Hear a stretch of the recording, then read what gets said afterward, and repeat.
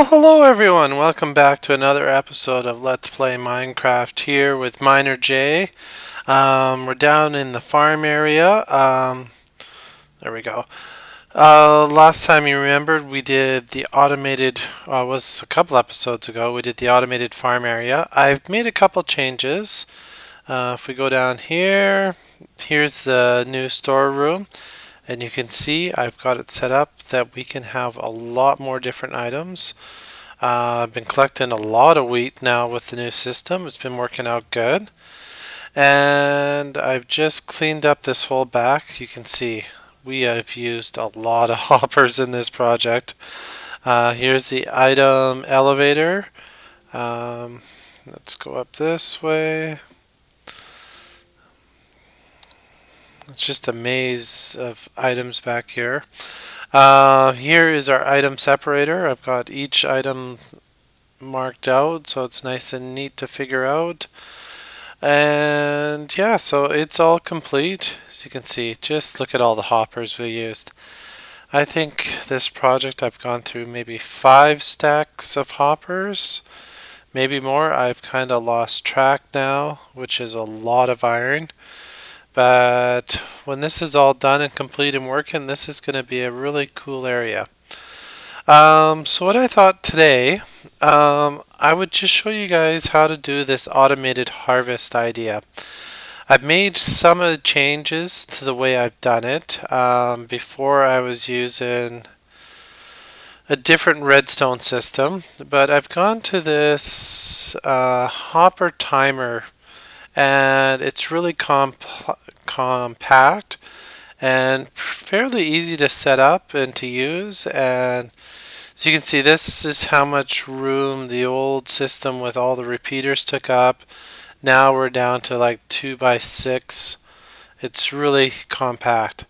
So I'm gonna show you how to wire up that one, or how to wire up that far one. I've done a little bit of it. Behind this torch here we have the switch, just a push button switch. You could go to a lever, but I like the push button because then it's just press it once and then you can walk away. So when the switch is powered, it turns off that torch. Up on top of that block you can see there is some redstone which turns off this torch. So when that torch gets turned off, this one gets turned on, which then sends an on signal or a powered signal down. All I did is just wired this down to where I'm going to want it. Ran out of power, so that's why we have the repeater. And this is the area where we're going to build our next farm. So let's get this started. For starters, we need, really quite simple. We'll have a comparator going into this block, which will power this block. We'll bring it out to the piece of redstone. We'll have a piston, or some sticky pistons there. Now, this comparator is going to detect when there's items. Let's just put a piece of dirt here. Of course, that didn't go. It's going to detect when there's items in this this hopper here. Now that hopper will put another hopper, and these two hoppers just feed back and forth into each other. So we'll have a comparator on this side.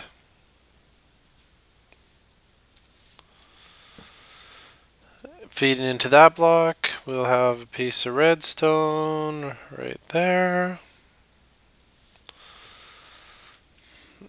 And we need to have a piston right here. And then between the two pistons, we will have a piece of redstone. Now, what this does is, let's put some items in here.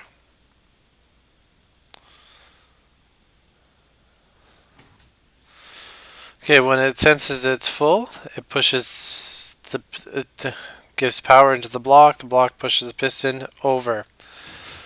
And basically these items go back and forth when it gets to a full signal, or once this here becomes unpowered, it allows this piston to push the redstone over, and it just goes back and forth, back and forth. It's really quite straightforward. So the way we can hook this up into our regular system is we can just put one block here and then place a redstone torch. Now this will lock this piston in the on position, which means the system is now off. Soon as we get a signal from our push button, this will quickly depower the torch, which will allow this piston to come on, moving the redstone over, which will then allow us to drop our pistons. So let's wire this up. So if you wanted to have, we want a circuit that is always on unless the button is pushed. So we wire it right here. That can't go there, it has to go up here. If we wanted a system that only comes on for a certain amount of time, so let's say if you wanted the pistons to drop when the button is pushed, we could actually just have the redstone wired up here, because that way when the button is pushed, the redstone comes over here, stays over here for an amount of time. So this kind of works out. This system's really neat because you can either have an always on or an always off situation. Next thing what we have to do is install our, let's just get a couple things over here. We don't need any torches. We're going to need a bunch of dirt. We will need some of that. Okay. Inventory straightened out a bit here now. I'm just going to have some sticky pistons pushing up and down on top of those just to match the design that I have. Don't need any food right now. We don't really have any, oh no, just to match the design for the other ones. Over here I use stairs, it just kind of made it look good. And then I'm just going to put a repeater firing into each piston. Now we could use redstone in every other one. Well, here I'll quickly show you this. If we just put a line of redstone down, the redstone doesn't aim into the blocks, so they won't go up. Now, there's several ways we can wire this. We could put a repeater, and then go redstone in like that, and then you can put in between like that. The only problem with doing it, well, we can do that all the way across, just like so. The only problem with doing this is, let's see if I can catch this on screen here. This is gonna be hard to catch, isn't it? Let's see. You can see, you might have just barely seen it, but you have just a slightly different reaction time, and that's because of the repeater. It delays it just slightly. So you don't have to do it this way, but to me it just looks better. You get a more unified response when you just use repeaters on every single circuit. So that's all there is for this circuit. It's pretty straightforward to do the automated harvest control. We're just going to block this up a little. We can block this in a bit. And we'll just leave that open so we can have a bit of a pathway. And then lastly, all we need now is some dirt.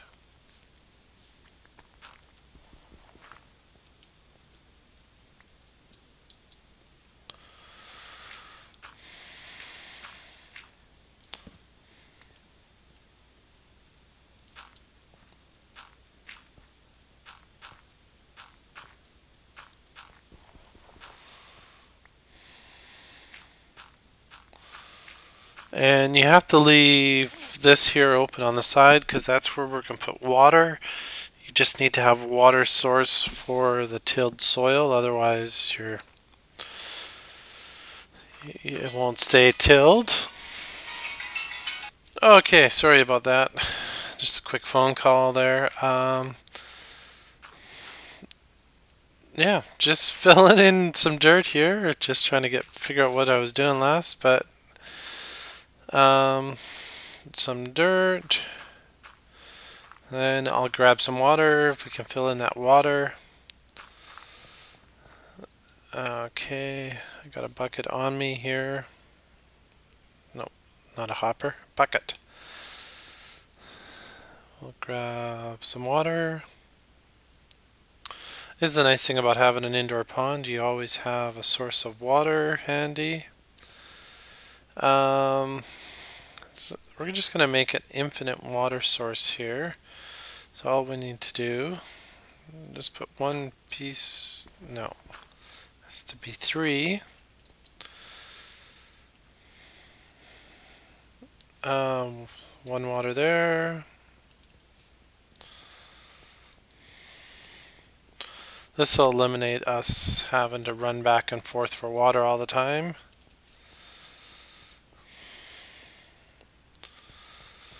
One source block there, one there, creates an infinite source. And, whoops, gotta make sure you grab from the middle every time. And should be fairly quick to do. There.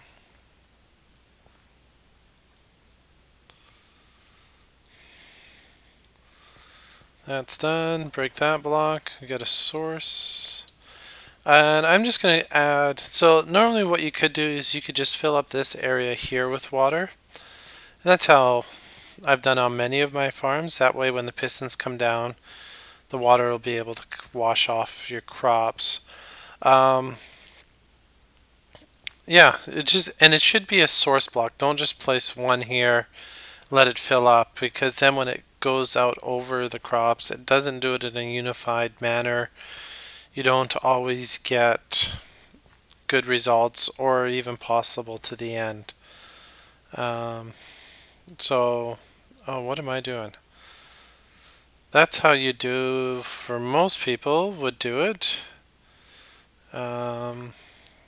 I am doing something different. Let's get rid of this water.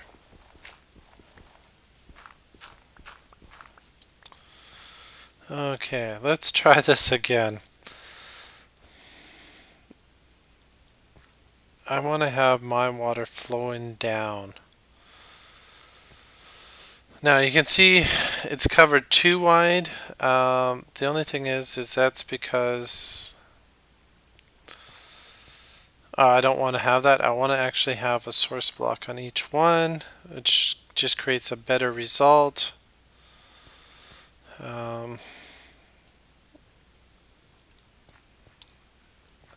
And I kind of like this idea, this whole curtain of water idea. It just kind of adds a whole another look to the place.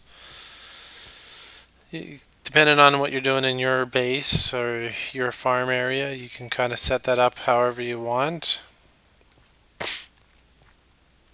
And I think this last one needs to get done here. Don't have any running water up top, so we got source blocks all the way. And that's basically, oh, just so the dirt, you can kind of, the width can be any length that you want. Oh, separate, no, it can't be. Um, the water can only reach, what is it, 3, maybe 4 across. So I got 1, 2, 3, 4, 5, 6, 7, 8. So I believe, so if I only had water on one side here, it'll till the 1, 2, 3, 4. It would water the fourth block, but if I did a fifth one, it wouldn't water. Now, of course, because I have water on this side, it will. So you can only go 8 wide with this design, and I believe it is 1, 2, 3, 4, 5, 6, 7. And then, well, it's actually 6 dirt. You got to include this block here that the pistons, because water will travel over that, and that'll get your items straight to the end. And that's just how to set up your farm part. So now all you have to do is till, plant some crops, and we'll be ready to harvest here, or ready to go here. Let's see, let's grab some seeds from my farm, or from the storage area here. I am going to grab some bone meal. And the way bone meal is now in the latest update is you go through quite a bit of it, which is okay, except for it does take, I have lots of bones. That's not really the huge issue. It's just kind of annoying that you have to sit there and take so long. One quick thing, guys, and I might forget to do this, is I gotta cover up this water too. So hopefully I don't forget to do that before I go and press the button. But I want to bone meal this first before I go run off and do something else. Yeah, I don't know what happened was there. Oh, what's up?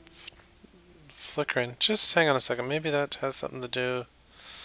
Is that music? I've never had that before. That's very odd.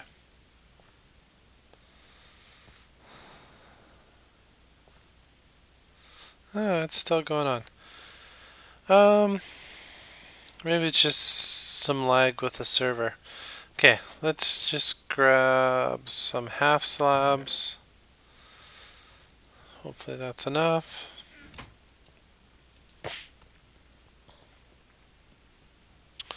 Most important to cover this up. If you don't cover this up, you're going to have the water just flow straight into this stream here. Now you can either use full blocks, half blocks. It's really your choice on what you want to do for your design. Whatever looks good. Making it look good is sometimes the most important part after making it sure it works well. And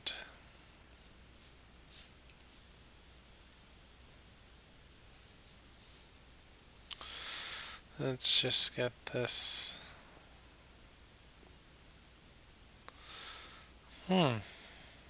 That video flickering, that is really odd. Never had that before. That's a first. And just quickly, good thing we're almost at the end of this video.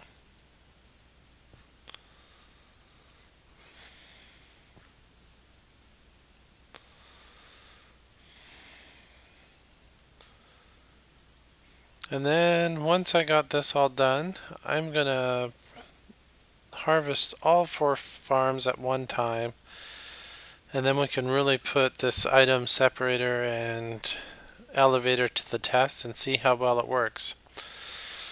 So I have all my switches here. Oh, I guess we do need that. We need to put some glowstone or something here. Make that look good. So yeah, here we got all my farms. I got carrots, potatoes, wheat down there. And all I have to do is press a button and it starts to harvest. It washes all the items into the hopper as we shown before. And we can set this timer. The length of this timer is dependent on how many blocks you have in the hoppers. I quickly set mine to 25. I think that should be enough time. It looks like it wasn't quite enough on this one. And because I use half blocks on the side here, I do get some of that. It doesn't quite, or washes some of the items up onto the half slabs. That is one disadvantage of the half slabs, but other than that, to me it looks good, so I'm just going to go with it. As you can see, we got all these items coming down into our system. And very quickly we will have all these items going down into our item elevator, and away we go. So guys, I think that's it for this episode. Thank you for watching, and yeah, I hope this helps you with your farm areas. It's a really great system. Just press a button, no more sitting there, or press a button, have all your items harvested. No more having to sit there and break them. And then, yeah, it works out great. So thanks for watching, guys. Make sure you leave a comment or give this video a thumbs up. And yeah, stay tuned. I think next episode I'm going to do an automated watermelon and pumpkin farm. And we're going to tie that into the storage area. So thanks for watching, guys, and have a great day.